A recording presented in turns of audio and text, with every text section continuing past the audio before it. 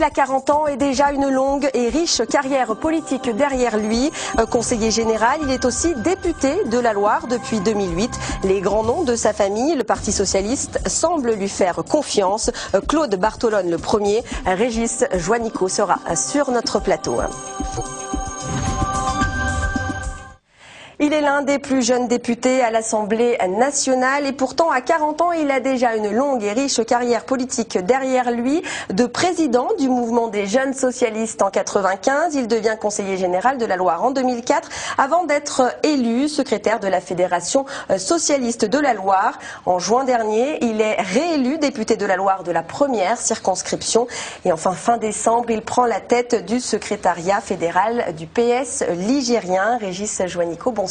Bonsoir. Merci d'avoir accepté notre invitation. Alors la liste de vos fonctions s'est encore allongée puisque vous venez tout juste d'être élu vice-président du groupe parlementaire France-Espagne à l'Assemblée nationale. Alors outre les rendez-vous culturels, le groupe va aussi se pencher sur des questions de société comme le mariage pour tous. Alors justement, après le reportage que l'on a vu, comprenez-vous aujourd'hui que l'on puisse être farouchement opposé à cette loi?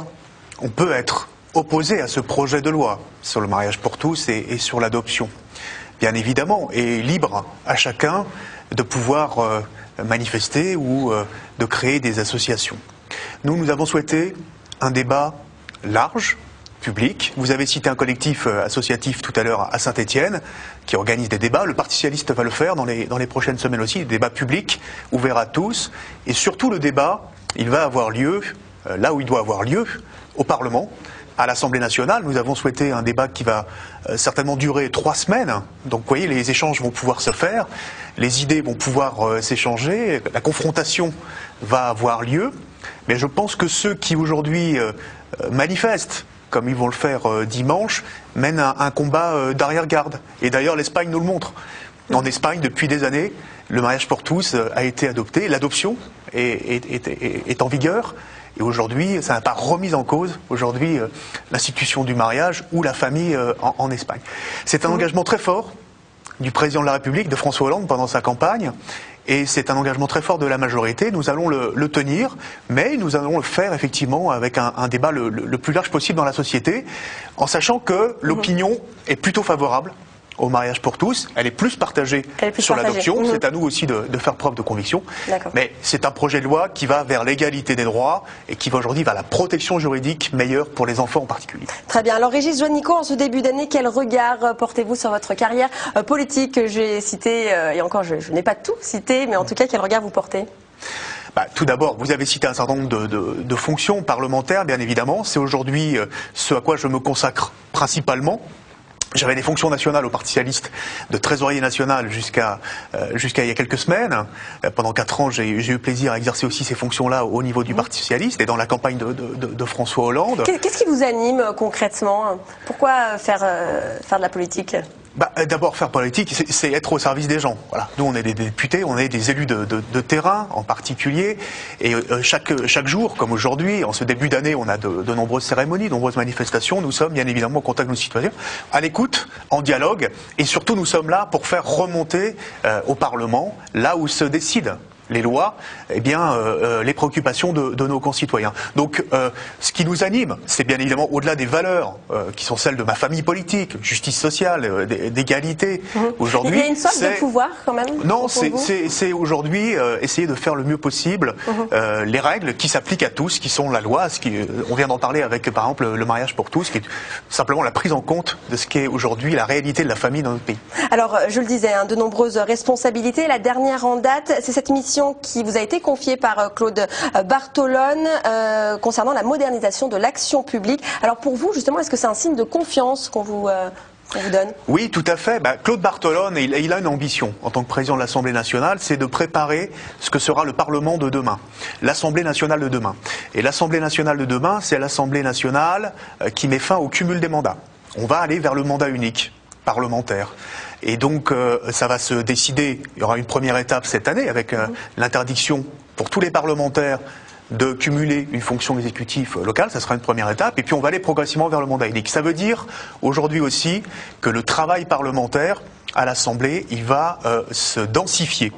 Et on souhaite qu'un certain nombre de fonctions, alors notamment celles que j'occupe au comité d'évaluation et de contrôle, alors justement, tout ce qui concerne l'évaluation des politiques publiques, se développe et qu'on le fasse connaître aux Français. Alors on va en parler, puisque vous êtes effectivement souvent associé aux problématiques de la jeunesse. Vous êtes effectivement chargé d'une mission d'évaluation des politiques publiques en faveur de la mobilité sociale des jeunes. Alors la Loire, on le sait, n'est pas épargnée par la précarité des jeunes. Alors justement, de quelle manière votre fonction de député se manifeste dans le département? Est-ce que le département est source d'inspiration pour vous? La jeunesse, moi c'est mon travail au quotidien. Bon, je suis rapporteur du budget des sports, de la jeunesse et de la vie associative à l'Assemblée nationale, au sein de la commission des finances. J'ai accepté effectivement une mission d'un an sur la question de la mobilité sociale des jeunes. En gros, aujourd'hui, réfléchir pourquoi aujourd'hui les jeunes mettent autant de temps à aller vers la transition vers l'âge adulte, en termes de vie professionnelle, en termes de vie familiale, en termes d'accès au logement, à la santé. Donc tous ces problèmes qui se posent aujourd'hui, notamment de précarité de la jeunesse, et le fait que les jeunes enchaînent pendant 10 ans quasiment en moyenne des petits boulots. Bon. Et donc on rejoint la question de l'emploi. Dans les prochaines semaines, nous allons les élus notamment socialistes, aller sur le terrain, expliquer notamment aux chefs d'entreprise, aux salariés aujourd'hui quels sont les dispositifs que nous mettons en place, pas simplement les emplois d'avenir. Donc déjà des pistes concrètes en tout cas qui pourraient émaner du département? Les emplois d'avenir, déjà, les premiers ont été signés. Les premiers jeunes qu'on a fait signer avec Thierry Repentin il y a quelques semaines à Saint-Étienne, ceux-là, ils avaient le sourire, ils retrouvaient le sourire, et leurs parents avec. Ça, c'est les emplois aidés. Mais là, on va mettre en place d'autres dispositifs qui sont particulièrement adaptés au territoire de la Loire, qui est un territoire industriel, avec des PME, des savoirs innovants. Le contrat de génération, on embauche un jeune, on maintient un salarié senior en échange d'exonération de charges sociales. Ça, c'est particulièrement adapté aux PME industrielles de la Loire. La Banque publique d'investissement, qui va aussi être un guichet unique, 50 milliards d'euros, pour faciliter le financement des investissements des PME. Et puis, le crédit d'impôt, qui va permettre aux trésoreries des entreprises, notamment les entreprises ligériennes, d'avoir une bouffée d'oxygène aussi, parce qu'on va abaisser aujourd'hui la masse salariale. Donc, c'est un ensemble qui fait qu'aujourd'hui, on va mettre le paquet dans les prochaines semaines pour l'emploi. Mais vous le savez, le chômage, il augmente depuis 20 mois. Et donc, c'est pas d'hier. Mais on souhaite inverser la courbe du chômage à la fin de l'année 2013. C'est ce que François Hollande a rappelé lors de ses vœux. Enfin, très très brièvement, parce que je vois que le temps passe toujours trop vite. Demain, vous allez participer à la présentation de la mise en place opérationnelle de la zone de sécurité prioritaire à Moreno. Quelles sont les grandes lignes? On sait qu'il y a un renfort des effectifs de police. Est-ce que vous pouvez nous en dire un petit peu plus? Quand est-ce qu'ils seront effectifs? Un député, ça sert à ça aussi, à défendre aussi des dossiers locaux. Il n'était pas évident qu'on ait une zone de sécurité prioritaire à Saint-Étienne et dans la Loire, puisqu'on a des chiffres de la délinquance globalement moins forts que dans d'autres départements ou d'autres territoires. On s'est battu avec la préfète auprès du ministre Manuel Valls, qui a accepté, effectivement, parce que considérant que à Moreno et dans les secteurs nord de Saint-Étienne, il y avait une action de renfort des moyens policiers. Il n'y aura pas d'autres quartiers visés? Non, parce que justement l'idée c'est de pouvoir concentrer des moyens supplémentaires sur les zones où il y a le plus effectivement de problèmes. Ça ne veut pas dire qu'il y a une énorme délinquance à Moreno, mais par contre il faut voir aussi que c'est tout un système autour d'associations et de prévention qui va aussi s'organiser autour des actions de répression.